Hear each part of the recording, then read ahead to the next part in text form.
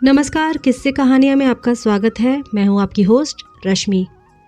आप सुन रहे हैं मुंशी प्रेमचंद द्वारा रचित गोदान का भाग 20। आगे की कहानी जानने से पहले पिछले भाग में क्या हुआ जान लेते हैं। पिछले भाग में आपने सुना, गोबर शहर से गांव की ओर जाता है झुनिया को शहर लाने के लिए। होली का त्योहार है। यूं तो होली का गाना बजाना मुख्य रूप से नोखेराम के चौपाल में होता था, लेकिन इस बार होली का उत्सव गोबर के यहाँ हुआ। नोखेराम की चौपाल में सन्नाटा छाया हुआ था। गांव के सभी लोग नवयुवक गोबर के यहाँ ही होली का उत्सव मनाने जाते हैं और नोखेराम की चौपाल खाली पड़ी रहती है। होली के उत्सव में सभी लोग खूब भाग लेते हैं। खूब भंग बनती है, रंग उड़ता है, साथ में नाचना गाना और अभिनय भी होता है। गांव के नवयुवक मुखियाओं की नकल करते हैं। वे बारी बारी से झिंगुरी सिंह, नोखेराम, पटेश्वरी और दाता दीन की नकल करते हैं। पूरी रात ये सब होता रहा और जितने भी लोग उनके सताए हुए थे, कल्पना में ही सही, प्रतिशोध पाकर प्रसन्न होते हैं। इस सब से मुखिया लोग चिढ़ जाते हैं, खास तौर पे दाता दीन। सुबह सुबह दाता दीन होरी के यहाँ पहुँचते हैं और अभी तक के रुपए सूद समेत वापस मांगने लगते हैं। लेकिन गोबर यह सुनकर क्रोधित हो जाता है। गोबर कहता है कि 30 रुपए के 200 रुपए कुछ ज़्यादा नहीं है। मैं 70 से अधिक नहीं दूंगा।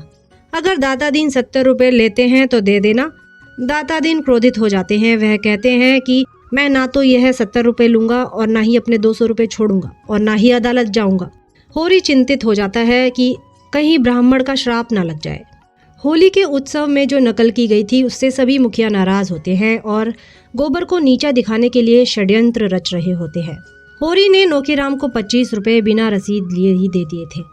इस बात पर गोबर और होरी की बहस हो जाती है कि तुमने रसीद क्यों नहीं ली।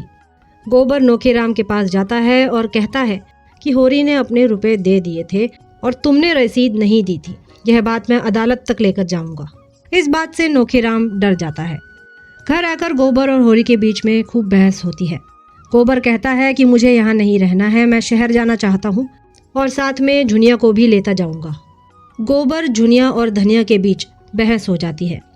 धनिया समझती है कि उसका गोबर ऐसा न था, उसे यह सब झुनिया ने सिखाया है। वह शहर जाकर रहना चाहती है, गांव में नहीं रहना चाहती।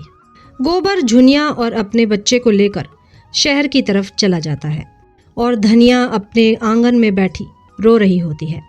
अब सुनिए आगे का भाग। गोदान का भाग 20 प्रस्तुत है। इधर कुछ दिनों से राय साहब की कन्या के विवाह की बातचीत हो रही थी। उसके साथ ही इलेक्शन भी सिर पर आ पहुंचा था। मगर इन सबों से आवश्यक उन्हें दीवानी में एक मुकदमा दायर करना था, जिसकी कोर्ट फीस ही 50,000 होती थी, ऊपर के खर्च अलग। राय साहब के साले, जो अपनी रियासत के एकमात्र स्वामी थे, ऐन जवानी में मोटर लड़ जाने के कारण गत हो गए थे और राय साहब अपने कुमार पुत्र की ओर से उस रियासत पर अधिकार पाने के लिए कानून की शरण लेना चाहते थे।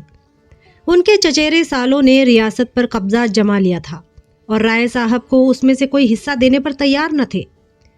राय साहब ने बहुत चाहा कि आपस में समझौता हो जाए और उनके चचेरे साले माकूल गुजारा लेकर हट जाएं। यहाँ तक कि वह उस रियासत की आधी आमदनी छोड़ने पर तैयार थे। मगर सालों ने किसी तरह का समझौता स्वीकार ना किया और केवल लाठी के जोर से रियासत में तहसील वसूल शुरू कर दी। राय साहब को अदालत की शरण जाने के सिवा कोई मार्ग ना रहा। मुकदमे में लाखों का खर्च था, मगर रियासत भी 20 लाख से कम की जायदाद न थी। वकीलों ने निश्चय रूप से कह दिया था कि आपकी शर्तिया डिग्री होगी। ऐसा मौका कौन छोड़ सकता था। मुश्किल यही था कि यह तीनों काम एक साथ आ पड़े थे और उन्हें किसी तरह टाला ना जा सकता था। कन्या की अवस्था 18 वर्ष की हो गई थी और केवल हाथ में रुपए ना रहने के कारण अब तक उसका विवाह टल जाता था। खर्च का अनुमान 1 लाख का था। जिसके पास जाते वही बड़ा सा मुंह खोलता। मगर हाल में एक बड़ा अच्छा अवसर हाथ आ गया था। कुंवर दिग्विजय सिंह की पत्नी यक्ष्मा की भेंट हो चुकी थी और कुंवर साहब अपने उजड़े घर को जल्द से जल्द बसा लेना चाहते थे। सौदा भी वारे से तय हो गया और कहीं शिकार हाथ से निकल ना जाए, इसलिए इसी लगन में विवाह होना परमावश्यक था। कुंवर साहब दुर्वासनाओं के भंडार थे। शराब, गांजा, अफीम, मदक, चरस, ऐसा कोई नशा न था जो वह ना करते हों। और अय्याशी तो रईस की शोभा है। वह रईस ही क्या जो अय्याश न हो। धन का उपभोग और किया ही कैसे जाए। मगर इन सब दुर्गुणों के होते हुए भी वह ऐसे प्रतिभावान थे कि अच्छे अच्छे विद्वान उनका लोहा मानते थे। संगीत, नाट्यकला, हस्तरेखा, ज्योतिष, योग, लाठी, कुश्ती, निशानेबाजी आदि कलाओं में अपना जोड़ न रखते थे। इसके साथ ही बड़े दबंग और निर्भीक थे। राष्ट्रीय आंदोलन में दिल खोलकर सहयोग देते थे। हाँ, गुप्त रूप से। अधिकारियों से यह बात छिपी न थी। फिर भी उनकी बड़ी प्रतिष्ठा थी और साल में 1-2 बार गवर्नर साहब भी उनके मेहमान हो जाते थे।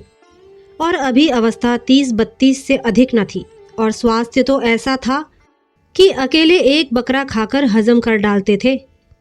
राय साहब ने समझा, बिल्ली के भागों छीका टूटा। अभी कुंवर साहब षोडशी से निवृत्त भी न हुए थे कि राय साहब ने बातचीत शुरू कर दी। कुंवर साहब के लिए विवाह केवल अपना प्रभाव और शक्ति बढ़ाने का साधन था। राय साहब काउंसिल के मेंबर थे ही, यों भी प्रभावशाली थे।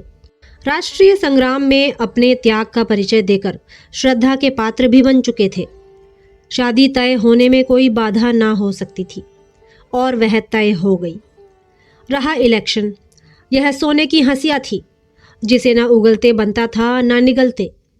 अब तक वह 2 बार निर्वाचित हो चुके थे और दोनों ही बार उन पर 1-1 लाख की चपत पड़ी थी।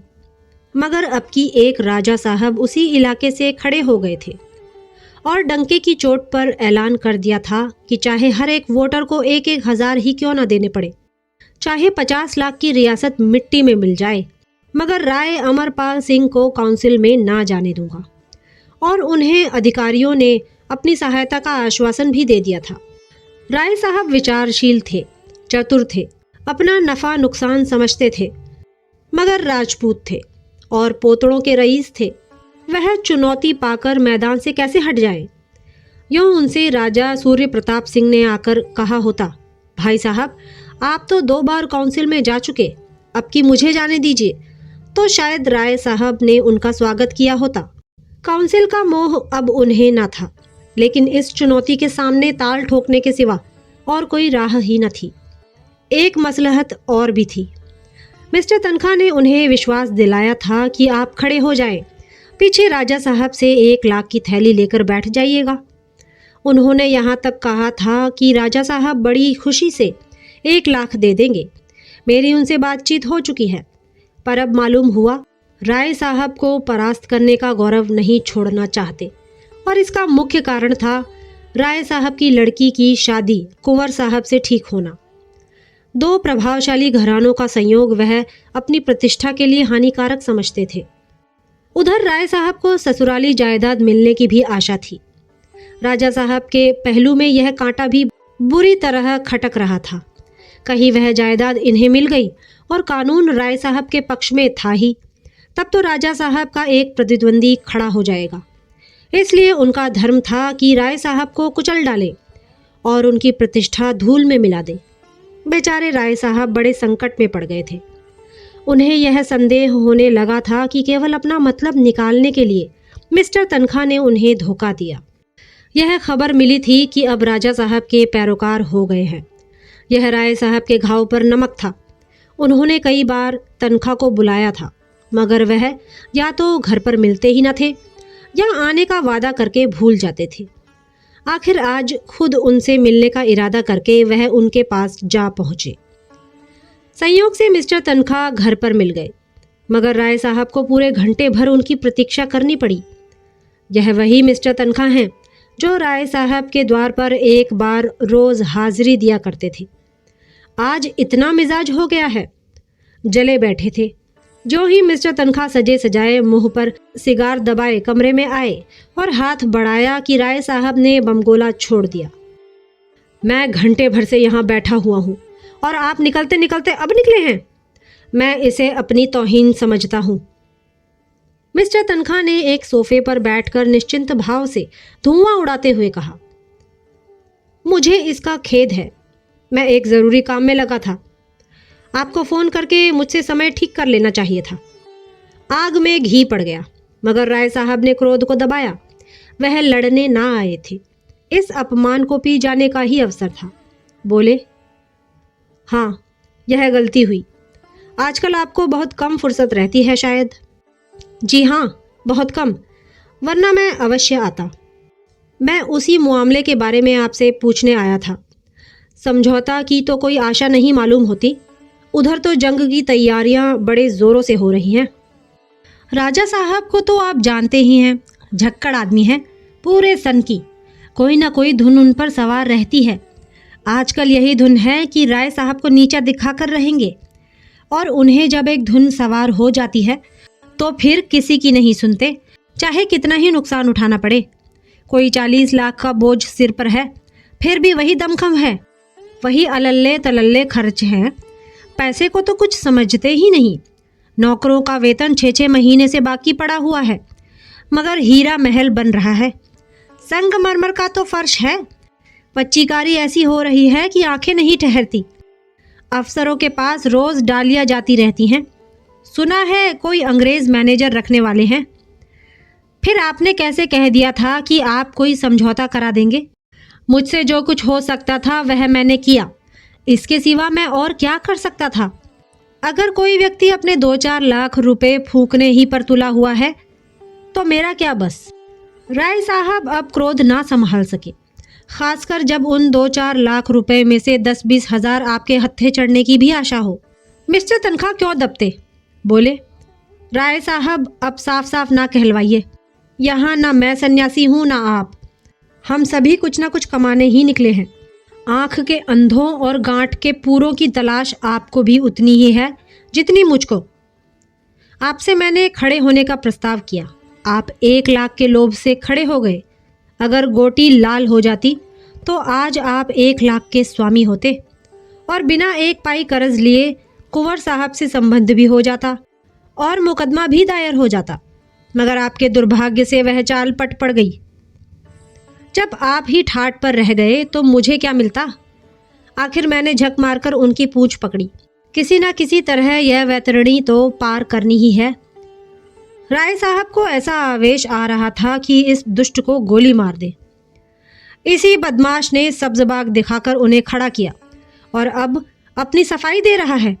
पीठ में धूल भी नहीं लगने देता। लेकिन परिस्थिति जबान बंद किए हुए थी, तो अब आपके लिए कुछ नहीं हो सकता। ऐसा ही समझिए, मैं 50,000 पर भी समझौता करने को तैयार हूँ। राजा साहब किसी तरह ना मानेंगे। 25,000 पर तो मान जाएंगे। कोई आशा नहीं, वह साफ कह चुके हैं। वह कह चुके हैं या आप कह रहे हैं? आप मुझे झूठा समझते हैं? राय साहब ने विनम्र स्वर में कहा, मैं आपको झूठा नहीं समझता, लेकिन इतना ज़रूर समझता हूँ कि आप चाहते तो मुआमला हो जाता। तो आपका ख्याल है मैंने समझौता नहीं होने दिया? नहीं, यह मेरा मतलब नहीं है। मैं इतना ही कहना चाहता हूँ कि आप चाहते तो काम हो जाता और मैं इस झमेले में ना पड़ता। मिस्टर तनखा ने घड़ी की तरफ देखकर कहा, तो राय साहब, अगर आप साफ कहलाना चाहते हैं तो सुनिए। अगर आपने 10,000 का चेक मेरे हाथ में रख दिया होता तो आज निश्चय 1 लाख के स्वामी होते। आप शायद चाहते होंगे जब आपको राजा साहब से रुपए मिल जाते तो आप मुझे 1,000-2,000 दे देते, तो मैं ऐसी कच्ची गोली नहीं खेलता। आप राजा साहब से रुपए लेकर तिजोरी में रखते और मुझे अंगूठा दिखा देते, फिर मैं आपका क्या बना लेता? बतलाइए, कहीं नालिश फरियाद भी तो नहीं कर सकता था? राय साहब ने आहत नेत्रों से देखा। आप मुझे इतना बेईमान समझते हैं? तनखा ने कुर्सी से उठते हुए कहा, इसे बेईमानी कौन समझता है? आजकल यही चतुराई है, कैसे दूसरों को उल्लू बनाया जा सके, यही सफल नीति है, और आप इसके आचार्य हैं। राय साहब ने मुट्ठी बांधकर कहा, मैं? जी हाँ, आप। पहले चुनाव में मैंने जी जान से आपकी पैरवी की। आपने बड़ी मुश्किल से रोध होकर 500 रुपये दिए। दूसरे चुनाव में आपने एक सड़ी सी टूटी फूटी कार देकर अपना गला छुड़ाया। दूध का जला छाछ भी फूक फूक कर पीता है। वह कमरे से निकल गए और कार लाने का हुक्म दिया। राय साहब का खून खौल रहा था। इस अशिष्टता की भी कोई हद है। एक तो घंटे भर इंतजार करवाया और अब इतनी बेमुरावती से पेश आकर उन्हें जबरदस्ती घर से निकाल रहा है। अगर उन्हें विश्वास होता कि वह मिस्टर तनखा को पटकनी दे सकते हैं तो कभी ना चूकते, मगर तनखा डील डॉल में उनसे सवाए थे। जब मिस्टर तनखा ने हॉर्न बजाया तो वह भी आकर अपनी कार पर बैठे और सीधे मिस्टर खन्ना के पास पहुंचे। 9 बज रहे थे, मगर खन्ना साहब अभी तक मीठी नींद का आनंद ले रहे थे। वह 2 बजे रात के पहले कभी न सोते थे और 9 बजे तक सोना स्वाभाविक ही है। यहाँ भी राय साहब को आधा घंटा बैठना पड़ा। इसलिए जब कोई 9:30 बजे मिस्टर खन्ना मुस्कुराते हुए निकले तो राय साहब ने डांट बताई, अच्छा, अब सरकार की नींद खुली है। 9:30 बजे रुपए जमा कर लिए हैं ना, जब ही यह बेफिक्री है। मेरी तरह तालुकेदार होते तो अब तक आप भी किसी द्वार पर खड़े होते। बैठे बैठे सिर में चक्कर आ जाता। मिस्टर खन्ना ने सिगरेट केस उनकी तरफ बढ़ाते हुए प्रसन्न मुख से कहा, रात सोने में बड़ी देर हो गई, इस वक्त किधर से आ रहे हैं? राय साहब ने थोड़े से शब्दों में अपनी सारी कठिनाइयां बयान कर दी। दिल में खन्ना को गालियां देते थे, जो उनका सहपाठी होकर भी सदैव उन्हें ठगने की फिक्र किया करता था, मगर मुंह पर उसकी खुशामद करते थे। खन्ना ने ऐसा भाव बनाया मानो उन्हें बड़ी चिंता हो गई है। बोले, मेरी तो सलाह है आप इलेक्शन को गोली मारें और अपने सालों पर मुकदमा दायर कर दें। रही शादी, वह तो 3 दिन का तमाशा है, उसके पीछे जेरबार होना मुनासिब नहीं। कुंवर साहब मेरे दोस्त हैं, लेन देन का कोई सवाल ना उठने पाएगा। राय साहब ने व्यंग करके कहा, आप यह भूल जाते हैं मिस्टर खन्ना कि मैं बैंकर नहीं, तालुकेदार हूँ। कुंवर साहब दहेज नहीं मांगते, उन्हें ईश्वर ने सब कुछ दिया है। लेकिन आप जानते हैं यह मेरी अकेली लड़की है और उसकी माँ मर चुकी है। वह आज जिंदा होती तो शायद सारा घर लुटाकर भी उसे संतोष न होता। तब शायद मैं उसे हाथ रोक कर खर्च करने का आदेश देता। लेकिन अब तो मैं उसकी माँ भी हूँ, बाप भी हूँ। अगर मुझे अपने हृदय का रक्त निकाल कर भी देना पड़े तो मैं खुशी से दे दूंगा। इस विधुर जीवन में मैंने संतान प्रेम में ही अपनी आत्मा की प्यास बुझाई है। दोनों बच्चों के प्यार में ही अपने पत्नी व्रत का पालन किया है। मेरे लिए यह असंभव है कि इस शुभ अवसर पर अपने दिल के अरमान ना निकालूं। मैं अपने मन को तो समझा सकता हूँ, पर जिसे मैं पत्नी का आदेश समझता हूँ उसे नहीं समझाया जा सकता। और इलेक्शन के मैदान से भागना भी मेरे लिए संभव नहीं है। मैं जानता हूँ मैं हारूंगा। राजा साहब से मेरा कोई मुकाबला नहीं, लेकिन राजा साहब को इतना ज़रूर दिखा देना चाहता हूँ कि अमरपाल सिंह नर्मचारा नहीं है। और मुकदमा दायर करना तो आवश्यक ही है, उसी पर तो सारा दारोमदार है। अब आप बतलाइए, आप मेरी क्या मदद कर सकते हैं? मेरे डायरेक्टरों का इस विषय में जो हुक्म है वह आप जानते हैं, और राजा साहब भी हमारे डायरेक्टर हैं, यह भी आपको मालूम है। पिछला वसूल करने के लिए बार बार ताकीद हो रही है। कोई नया मुआमला तो शायद ही हो सके। राय साहब ने मुंह लटका कर कहा, आप तो मेरा डोंगा ही डुबाए देते हैं मिस्टर खन्ना। मेरे पास जो कुछ निज का है वह आपका है, लेकिन बैंक के मामले में तो मुझे अपने स्वामियों के आदेशों को मानना ही पड़ेगा। अगर यह जायदाद हाथ आ गई और मुझे इसकी पूरी आशा है तो पाई पाई अदा कर दूंगा। आप बतला सकते हैं इस वक्त आप कितने पानी में हैं? राय साहब ने हिचकिचाते हुए कहा, 5-6 लाख समझिए, कुछ कम ही होंगे। खन्ना ने अविश्वास के भाव से कहा, या तो आपको याद नहीं है या आप छिपा रहे हैं। राय साहब ने जोर देकर कहा, जी नहीं, मैं नहीं भूला हूँ। मैं ना भूला हूँ और ना छिपा रहा हूँ। मेरी जायदाद इस वक्त कम से कम 50 लाख की है और ससुराल की जायदाद भी इससे कम नहीं है। इतनी जायदाद पर 10-5 लाख का बोझ कुछ नहीं के बराबर है। लेकिन यह आप कैसे कह सकते हैं कि ससुराल वाली जायदाद पर भी कर्ज नहीं है? जहाँ तक मुझे मालूम है वह जायदाद बेदाग है, और मुझे यह सूचना मिली है कि उस जायदाद पर 10 लाख से कम का भार नहीं है। उस जायदाद पर तो अब कुछ मिलने से रहा, और आपकी जायदाद पर भी मेरे ख्याल में 10 लाख से कम देना नहीं है। और वह जायदाद अब 50 लाख की नहीं, मुश्किल से 25 लाख की है। इस दशा में कोई बैंक आपको कर्ज नहीं दे सकता। यूँ समझ लीजिए कि आप ज्वालामुखी के मुख पर खड़े हैं। एक हल्की सी ठोकर आपको पाताल में पहुंचा सकती है। आपको इस मौके पर बहुत संभल कर चलना चाहिए।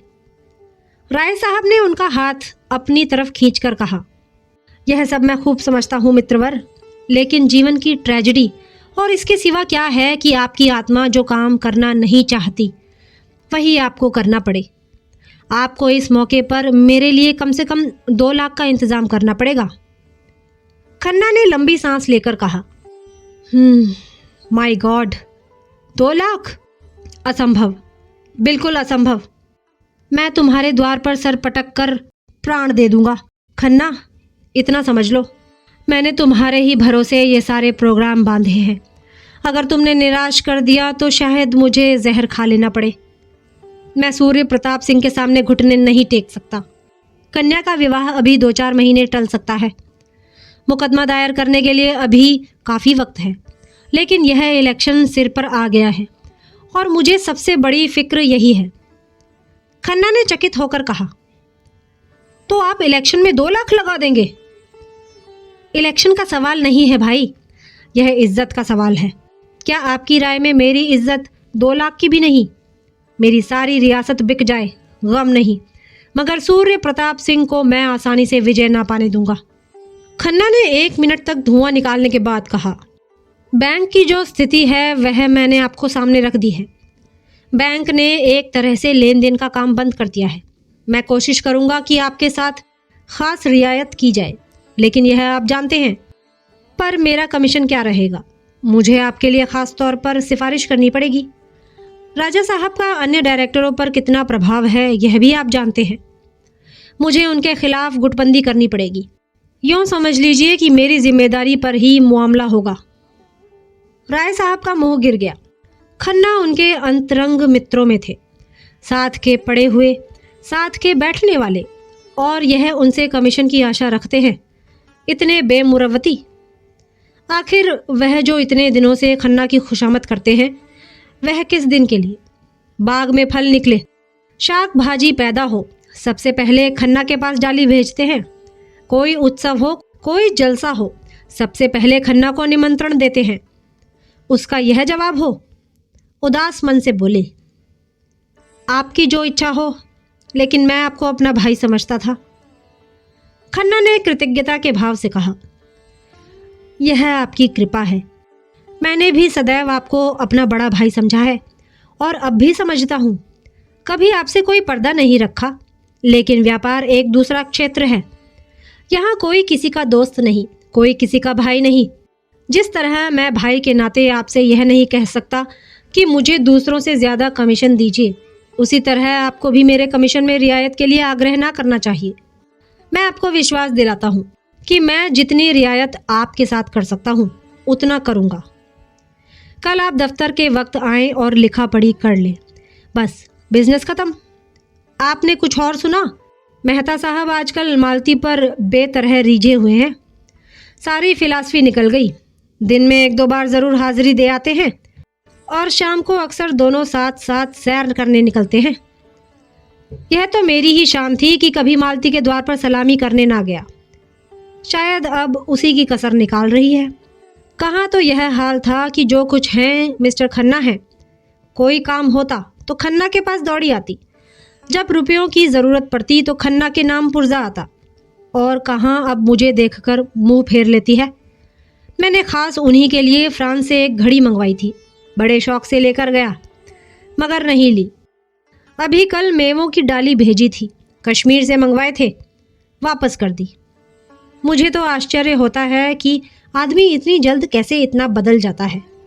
राय साहब मन में तो उनकी बेकदरी पर खुश हुए, पर सहानुभूति दिखाकर बोले, अगर यह भी मान लें कि मेहता से उसका प्रेम हो गया है, तो भी व्यवहार तोड़ने का कोई कारण नहीं है। खन्ना व्यथित स्वर में बोले, यही तो रंज है भाई साहब। यह तो मैं शुरू से जानता था, वह मेरे हाथ नहीं आ सकती। मैं आपसे सत्य कहता हूँ, मैं कभी इस धोखे में नहीं पड़ा कि मालती को मुझसे प्रेम है। प्रेम जैसी चीज़ उनसे मिल सकती है, इसकी मैंने कभी आशा ही नहीं की। मैं तो केवल उनके रूप का पुजारी था। सांप में विष है, यह जानते हुए भी हम उसे दूध पिलाते हैं। तोते से ज़्यादा निष्ठुर जीव और कौन होगा, लेकिन केवल उसके रूप और वाणी पर मुग्ध होकर लोग उसे पालते हैं और सोने के पिंजरे में रखते हैं। मेरे लिए भी मालती उसी तोते के समान थी। अफसोस यही है कि मैं पहले क्यों ना चेत गया। इसके पीछे मैंने अपने हज़ारों रुपए बर्बाद कर दिए भाई साहब। जब उसका रुक्का पहुंचा, मैंने तुरंत रुपए भेजे। मेरी कार आज भी उसकी सवारी में है। उसके पीछे मैंने अपना घर चौपट कर दिया भाई साहब। हृदय में जितना रस था वह ऊसर की ओर इतने वेग से दौड़ा कि दूसरी तरफ का उद्यान बिल्कुल सूखा रह गया। बरसों हो गए, मैंने गोविंदी से दिल खोलकर बात भी नहीं की।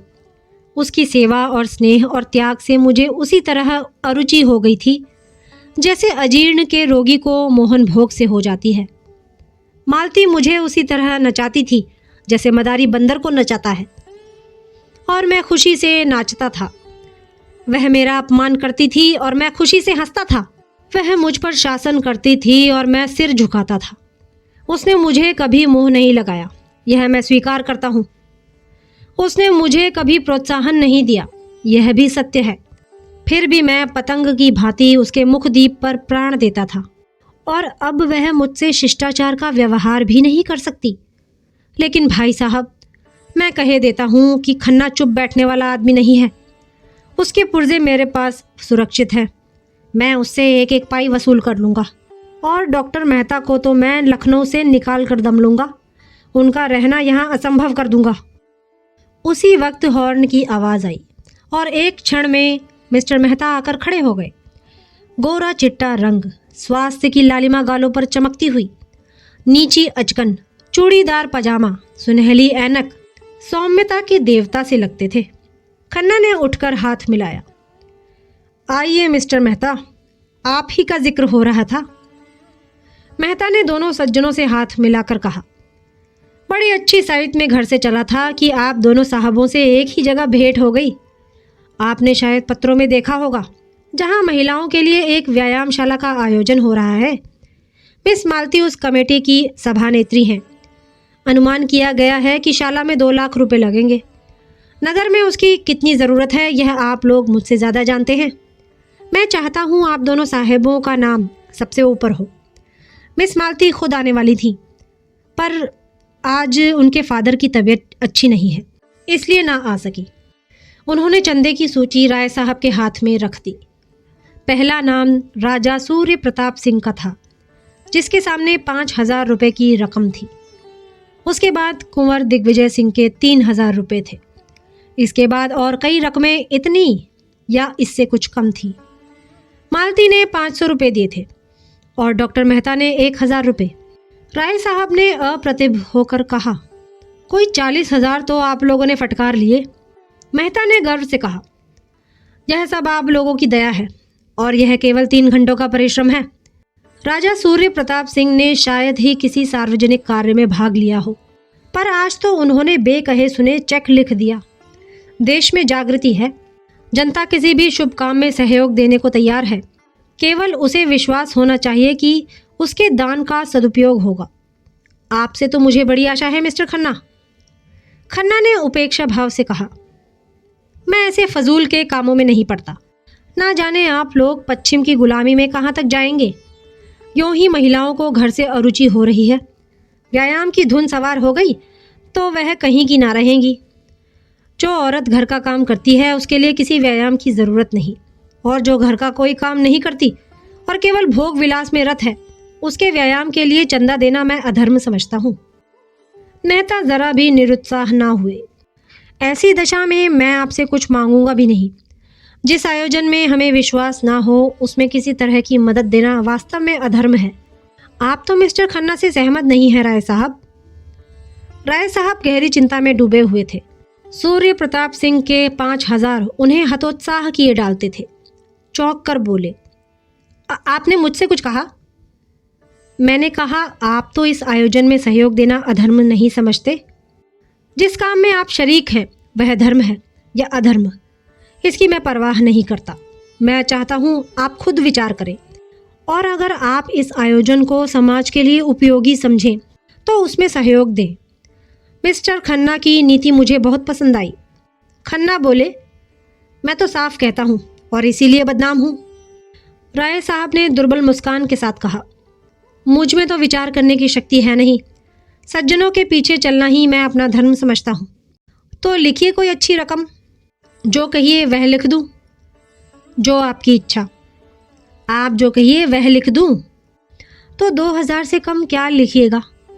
राय साहब ने आहत स्वर में कहा, आपकी निगाह में मेरी यही हैसियत है? उन्होंने कलम उठाया और अपना नाम लिखकर उसके सामने 5000 लिख दिए। मेहता ने सूची उनके हाथों से ले ली, मगर उन्हें इतनी ग्लानि हुई कि राय साहब को धन्यवाद देना भी भूल गए। राय साहब को चंदे की सूची दिखाकर उन्होंने बड़ा अनर्थ किया। यह शूल उन्हें व्यथित करने लगा। मिस्टर खन्ना ने राय साहब को दया और उपहास की दृष्टि से देखा, मानो कह रहे हों, कितने बड़े गधे हो तुम। सहसा मेहता राय साहब के गले लिपट गए और उन्मुक्त कंठ से बोले, 3 चीयर्स फ्रेंड्स साहेब, हिप हिप हुर्रे। खन्ना ने खिसिया कर कहा, यह लोग राजे महाराजे ठहरे, यह इन कामों में दान ना दें तो कौन दे? मेहता बोले, मैं तो आपको राजाओं का राजा समझता हूँ। आप उन पर शासन करते हैं, उनकी कोठी आपके हाथों में है। राय साहब प्रसन्न हो गए। यह आपने बड़े मार्के की बात कही मेहता जी। हम नाम के राजा हैं, असली राजा तो हमारे बैंकर हैं। मेहता ने खन्ना की खुशामद का पहलू अख्तियार किया। मुझे आपसे कोई शिकायत नहीं है खन्ना जी। आप अभी इस काम में नहीं शरीक होना चाहते, ना सही, लेकिन कभी ना कभी ज़रूर आएंगे। लक्ष्मीपतियों की बदौलत ही हमारी बड़ी बड़ी संस्थाएं चलती हैं। राष्ट्रीय आंदोलन को 2-3 साल तक किसने इतनी धूमधाम से चलाया? इतनी धर्मशालाएं और पाठशालाएं कौन बनवा रहा है? आज संसार का शासन सूत्र बैंकरों के हाथ में है। सरकार उनके हाथ का खिलौना है। मैं भी आपसे निराश नहीं हूँ। जो व्यक्ति राष्ट्र के लिए जेल जा सकता है, उसके लिए 2-4 हज़ार खर्च कर देना कोई बड़ी बात नहीं है। हमने तय किया है, इस शाला का बुनियादी पत्थर गोविंदी देवी के हाथों रखा जाए। हम दोनों शीघ्र ही गवर्नर साहब से भी मिलेंगे और मुझे विश्वास है हमें उनकी सहायता मिल जाएगी। लेडी विल्सन को महिला आंदोलन से कितना प्रेम है आप जानते ही हैं। राजा साहब की और अन्य सज्जनों की भी राय थी कि लेडी विल्सन से ही बुनियाद रखवाई जाए, लेकिन अंत में यही निश्चय हुआ कि यह शुभ कार्य किसी अपनी बहन के हाथों होना चाहिए। आप कम से कम इस अवसर पर आएंगे तो ज़रूर। खन्ना ने उपहास किया। हाँ, जब लाइव विल्सन आएंगे तो मेरा पहुंचना ज़रूरी ही है। इस तरह आप बहुत से रईसों को फांस लेंगे। आप लोगों को लटके खूब सूझते हैं और हमारे रईस हैं भी इस लायक। उन्हें उल्लू बनाकर ही मोड़ा जा सकता है। जब धन ज़रूरत से ज़्यादा हो जाता है तो अपने लिए निकाल का मार्ग खोजता है। यो ना निकल पाएगा तो जुए में जाएगा, घुड़दौड़ में जाएगा, ईंट पत्थर में जाएगा या अय्याशी में जाएगा। 11 का अमल था। खन्ना साहब के दफ्तर का समय आ गया। मेहता चले गए। राय साहब भी उठे कि खन्ना ने उनका हाथ पकड़कर बैठा लिया। नहीं, आप ज़रा बैठिए। आप देख रहे हैं, मेहता ने मुझे इस बुरी तरह फांसा है कि निकलने का कोई रास्ता ही नहीं रहा। गोविंदी से बुनियाद का पत्थर रखवाएंगे, ऐसी दशा में मेरा अलग रहना हास्यास्पद है या नहीं? गोविंदी कैसे राजी हो गई मेरी समझ में नहीं आता, और मालती ने कैसे उसे सहन कर लिया यह समझना और भी कठिन है। आपका क्या ख्याल है, इसमें कोई रहस्य है या नहीं? राय साहब ने आत्मीयता जताई। ऐसे मामले में स्त्री को हमेशा पुरुष से सलाह ले लेनी चाहिए। खन्ना ने राय साहब को धन्यवाद की आंखों से देखा। इन्हीं बातों पर गोविंदी से मेरा जी जलता है और उस पर मुझी को लोग बुरा कहते हैं। आप ही सोचिए, मुझे इन झगड़ों से क्या मतलब? इनमें तो वह पड़े जिसके पास फालतू रुपए हो, फालतू समय हो और नाम की हवस हो। होना यही है कि 2-4 महाशय सेक्रेटरी और अंडर सेक्रेटरी और प्रधान और उप प्रधान बनकर अफसरों को दावतें देंगे, उनके कृपा पात्र बनेंगे और यूनिवर्सिटी की छोकरियों को जमा करके बिहार करेंगे। व्यायाम तो केवल दिखाने के दांत हैं। ऐसी संस्था में हमेशा यही होता है और यही होगा, और उल्लू बनेंगे हम और हमारे भाई जो धनी कहलाते हैं, और यह सब गोविंदी के कारण। वह एक बार कुर्सी से उठे, फिर बैठ गए। गोविंदी के प्रति उनका क्रोध प्रचंड होता जाता था। उन्होंने दोनों हाथ से सिर को संभाल कर कहा, मैं नहीं समझता मुझे क्या करना चाहिए। राय साहब ने ठकुर सुहाती की, कुछ नहीं, आप गोविंदी देवी से साफ कह दें, तुम मेहता को इनकारी खत लिख दो, छुट्टी हुई। मैं तो लाग डांट में फंस गया, आप क्यों फंसे? खन्ना ने एक क्षण इस प्रस्ताव पर विचार करके कहा, लेकिन सोचिए कितना मुश्किल काम है। लेडी विल्सन से इसका जिक्र आ चुका होगा, सारे शहर में खबर फैल गई होगी, और शायद आज पत्रों में भी निकल जाए। यह सब मालती की शरारत है, उसी ने मुझे जलील करने का यह ढंग निकाला है। हाँ, मालूम तो यही होता है, वह मुझे जलील करना चाहती है। आप शिलान्यास के एक दिन पहले बाहर चले जाइएगा। मुश्किल है राय साहब, कहीं मुंह दिखाने की जगह ना रहेगी। उस दिन तो मुझे हैजा भी हो जाए तो वहां जाना पड़ेगा। राय साहब आशा बांधे हुए कल आने का वादा करके जो ही निकले कि खन्ना ने अंदर जाकर गोविंदी को आड़े हाथों लिया। तुमने इस व्यायामशाला की नींव रखना क्यों स्वीकार किया? गोविंदी कैसे कहे कि यह सम्मान पाकर वह मन में कितनी प्रसन्न हो रही थी, उस अवसर के लिए कितने मनोनियोग से अपना भाषण लिख रही थी और कितनी ओज भरी कविता रची थी। उसने दिल में समझा था यह प्रस्ताव स्वीकार करके वह खन्ना को प्रसन्न कर देगी। उसका सम्मान तो उसके पति ही का सम्मान है। खन्ना को इसमें कोई आपत्ति हो सकती है, इसकी उसने कल्पना भी न की थी। इधर कई दिन से पति को कुछ सदैव देखकर उसका मन बढ़ने लगा था। वह अपने भाषण से और अपनी कविता से लोगों को मुग्ध कर देने का स्वप्न देख रही थी। यह प्रश्न सुना और खन्ना की मुद्रा देखी तो उसकी छाती धक धक करने लगी। अपराधी की भांति बोली, डॉक्टर मेहता ने आग्रह किया तो मैंने स्वीकार कर लिया। डॉक्टर मेहता तुम्हें कुएं में गिरने को कहें तो शायद इतनी खुशी से ना तैयार होगी। गोविंदी की जबान बंद। तुम्हें जब ईश्वर ने बुद्धि नहीं दी तो क्यों मुझसे नहीं पूछ लिया?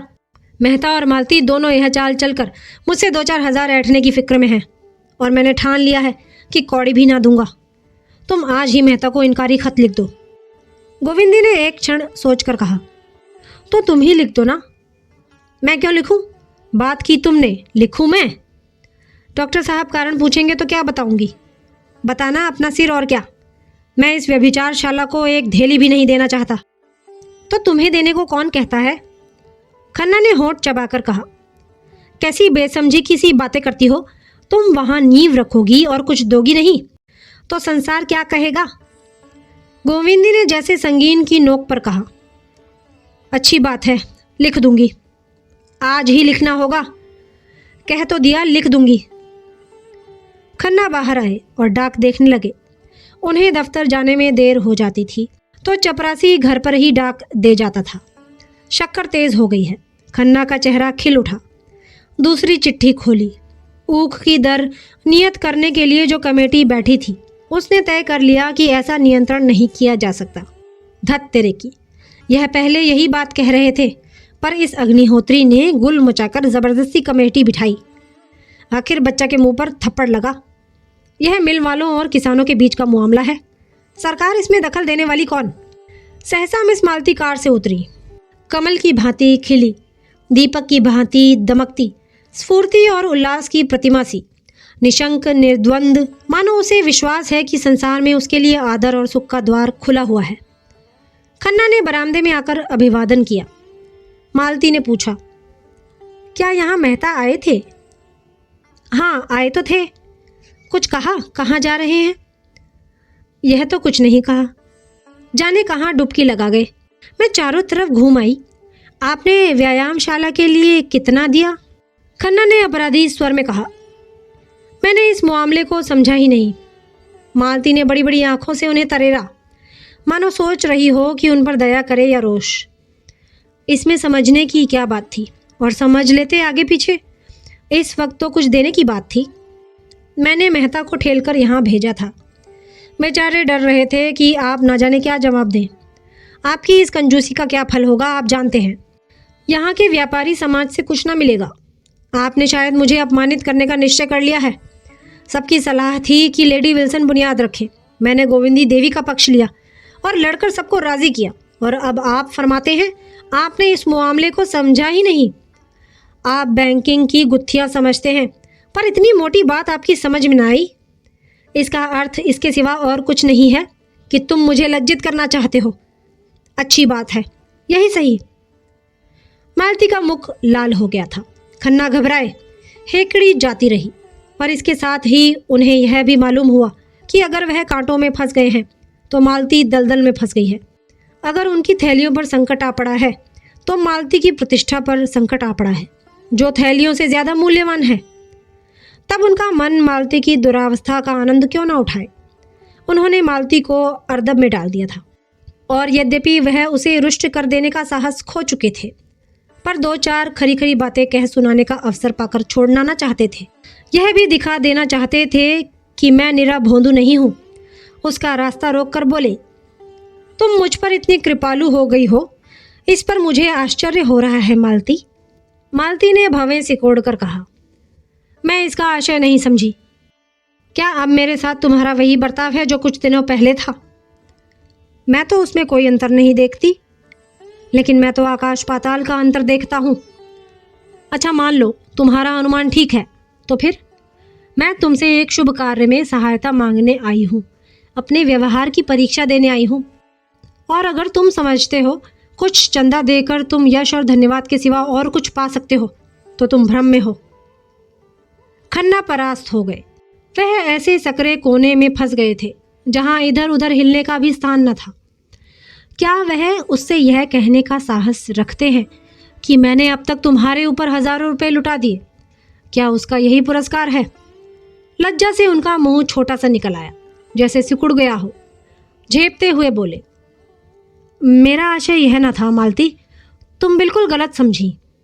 मालती ने परिहास के स्वर में कहा, खुदा करे मैंने गलत समझा हो, क्योंकि अगर मैं उसे सच समझ लूंगी तो तुम्हारे साये से भी भागूंगी। मैं रूपवती हूँ, तुम भी मेरे अनेक चाहने वालों में से एक हो। वह मेरी कृपा थी कि जहाँ मैं औरों के उपहार लौटा देती थी, तुम्हारी सामान्य से सामान्य चीज़ें भी धन्यवाद के साथ स्वीकार कर लेती थी, और ज़रूरत पड़ने पर तुमसे रुपए भी मांग लेती थी। अगर तुमने अपने धनोन्माद में इसका कोई दूसरा अर्थ निकाल लिया तो मैं तुम्हें क्षमा करूंगी। यह पुरुष प्रकृति का अपवाद नहीं, मगर यह समझ लो कि धन ने आज तक किसी नारी के हृदय पर विजय नहीं पाई और ना कभी पाएगी। खन्ना एक एक शब्द पर मानो गज गज भर नीचे धंसते जाते थे। अब और ज्यादा चोट सहने का उनमें जीवट न था। लज्जित होकर बोले, मालती तुम्हारे पैरों पड़ता हूँ, अब और जलील ना करो, और ना सही तो मित्र भाव तो रहने दो। यह कहते हुए उन्होंने दराज से चेकबुक निकाला और 1000 लिखकर डरते डरते मालती की तरफ बढ़ाया। मालती ने चेक लेकर निर्दय व्यंग किया, यह मेरे व्यवहार का मूल्य है या व्यायामशाला का चंदा? खन्ना सजल आंखों से बोले, अब मेरी जान बख्शो मालती, क्यों मेरे मुख पर कालिक पोत रही हो? मालती ने जोर से कह कहा मारा। देखो, डांट भी बताई और 1000 रुपये भी वसूल किए। अब तो तुम कभी ऐसी शरारत ना करोगे? कभी नहीं, जीते जी कभी नहीं। कान पकड़ो। कान पकड़ता हूँ। अगर अब तुम दया करके जाओ, मुझे एकांत में बैठकर सोचने और रोने दो। तुमने आज मेरे जीवन का सारा आनंद। मालती और जोर से हंसी। देखो खन्ना, तुम मेरा बहुत अपमान कर रहे हो, और तुम जानते हो रूप अपमान नहीं सह सकता। मैंने तो तुम्हारे साथ भलाई की और तुम उसे बुराई समझते हो। खन्ना विद्रोह भरी आंखों से देखकर बोले, तुमने मेरे साथ भलाई की है या उल्टी छुरी से मेरा गला रेता है? क्यों? मैं तुम्हें लूट लूट कर अपना घर भर रही थी, तुम उस लूट से बच गए। क्यों घाव पर नमक छिड़क रही हो मालती? मैं भी आदमी हूँ। मालती ने इस तरह खन्ना की ओर देखा, मानो निश्चय करना चाहती थी कि वह आदमी है या नहीं। अभी तो मुझे इसका कोई लक्षण नहीं दिखाई देता। तुम बिल्कुल पहेली हो, आज यह साबित हो गया। हाँ, तुम्हारे लिए पहेली हूँ और पहेली रहूंगी। यह कहती हुई वह पक्षी की भांति फुर्र से उड़ गई और खन्ना सिर पर हाथ रखकर सोचने लगे, यह लीला है या इसका सच्चा रूप। तो दोस्तों, गोदान के इस भाग में इतना ही। अगले भाग में आपसे मुलाकात होगी। तब तक के लिए नमस्कार।